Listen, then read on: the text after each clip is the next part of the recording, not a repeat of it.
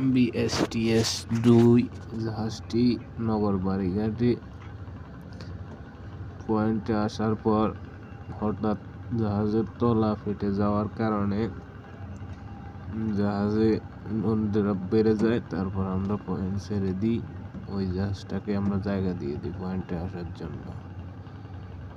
আসার পর শুক্রবার এখানে তখন তার জাহাজে অনেকটা পানি ঢুকে গেছে। এই যে দেখা যাচ্ছে ঘেরাপের মাঝখানে পানি চলে আসছে, কিন্তু অনেকগুলো জাহাজ ড্যামারেজ হয়েছে, কিন্তু জাহাজ সেভ আছে, যার জাহাজ বাচ্চা সমস্যা নাই। মাল সারা রাত্রি ধরে 2 কেরানে উঠেছে। তারপর এই আর কি, এগুলো সর্বশেষ অবস্থা পরিস্থিতি।